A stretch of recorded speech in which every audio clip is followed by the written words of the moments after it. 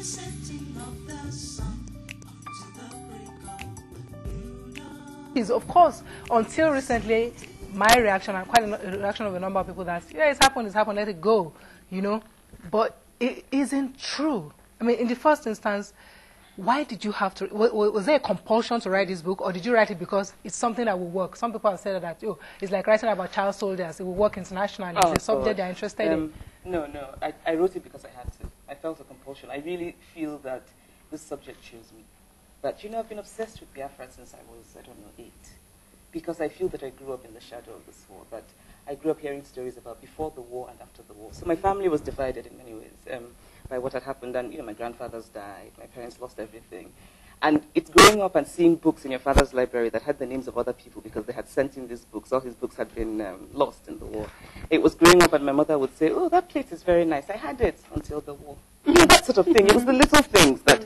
And I wanted to understand, you know. It was that my brother nearly died. He was a baby. And so in some ways, you know, the book is really sort of my way of trying to make sense of it for myself. But I think I also was aware that it's a larger thing. It's about all of us. And, you know, I have to say that it makes me furious when people say it's Igbo history.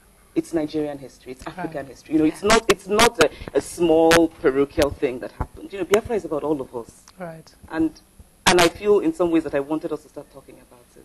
And that has happened. I mean, recently, aside from all the talk I've done about, you know, things just, a friend of mine, just out of the blues, just told me a story about her family.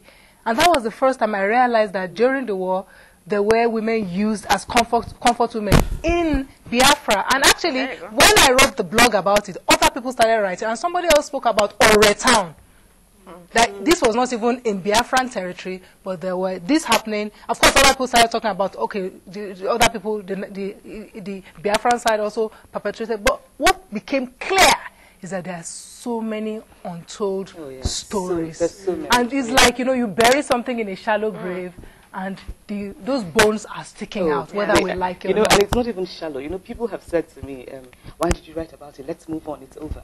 But it's not even over. I mean, this idea that it's over, it's living in the hearts of people who lived it, who experienced it. It will be passed down from generation to generation. And so this idea somehow that you've opened, healed, in quote, wounds. The wounds are not even healed. You know, they're not acknowledged. Yeah, they weren't. They weren't. And so the idea somehow that you're opening something that's been closed is not even accurate because it hasn't. Because sometimes you just need to, for me what's very moving and sometimes just really heartbreaking, it's still, you know, that people tell you things that they went through and there's sort of a matter of factness about it as well.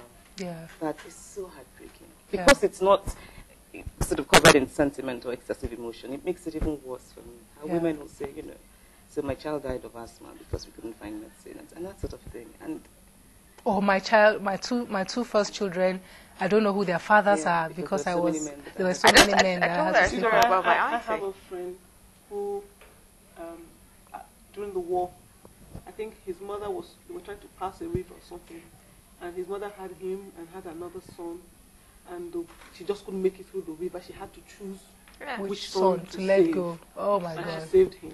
Oh my God. I mean, it was just a moving... Okay, that's... Okay, I mean, does that happen to you now, Chimamanda? Number one, are stories coming to you, and are you thinking, God, because what was striking about the book for me, God help me, I've always been fascinated by disaster. I think it comes from some point. I read about the Holocaust, I read everything I could. There was just never enough about Biafra. You know, and oftentimes I always try and put myself in the situation of those people. And for the first time, there's a book about something so close to me. And I saw how people who you would know, people who would think they would be okay in a war, would actually be sucked in to this quagmire, and they would be helpless, they would lose everything, they would be dehumanized. I could identify, you know, with everybody. I'm coming to that. You know what I mean? In the first instance, do you feel like, oh, there was a part I should have put? No, not really. I mean, there are things I didn't use. Because, you know, I was reading all these books and talking to all these people, and I had a huge pile of research notes. And I think I remember then writing, and then something would come up, I would say, I have to use that. Oh my God, I have to. But at the same time, I remembered I was writing a novel, that it had to be about character. You know, that I didn't want to write a, you know, greatest hits collection of events of that sort of thing. Maybe you should do that from all the research you have. What I want to do now is just to collect stories. Yeah. I want to collect real stories because I'm amazed at the stories. And amazed is not to say, I mean, I think it's also hopelessly sad. Yeah. But there's something about it that I find hopeful, that people can talk about. about Yeah. it. And somebody said to me recently, it's not Africans talk about the things that hurt us. It's not our culture. True. That's true. It's also not our culture to use cell phones and drive cars. I mean, to draw the line of culture. I'm not agreeing. No, I know. I'm just saying. Yeah. In some ways, I think it's true, which is why we haven't talked about it. Why we never talk about anything? Do you understand? Yeah. That's the reason why Yeah. there's so many things that are buried under the carpet, and the carpet now is about to trip us over because we've hidden too many things under it. Don't you think it also affects so many other things? I mean, look at the way Nigeria has evolved as a country. I mean, even the issue of Niger Delta and so on and so forth. There are so many things we refuse to talk about. Number one, because we are scared that it will cause a conflagration. So we don't want, I always hear it. I don't say it because I don't want to set these people off. But we're not actually talking about, we're talking about dialogue here. Yes. We're actually talking about, sometimes, let me tell you what happened to me. You know why? Let me tell you why. Understanding the Nigerian structure, we find out that as it is right now, we're still on tenterhooks as a nation. Okay, we really haven't found something that holds us together, that makes us say we are Nigerians first. Because until we find that, the structure is very fragile.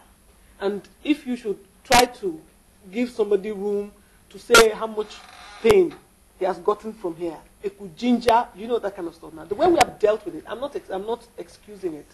The way we have been dealing with it, which is the reason why where we're at, is shut them down. Or if they stand up to say, see what the situation that happened in the past has made me, we accuse them of becoming something that is not acceptable. But they just want to tell their story. They're not even, you're going to say something. We don't trust that. That's the problem. We don't trust that. It's just for you to tell your story. We feel you want to whip up the sentiment so that you can get other people on your side, and before you know it, you want to break away because you want to be paid back.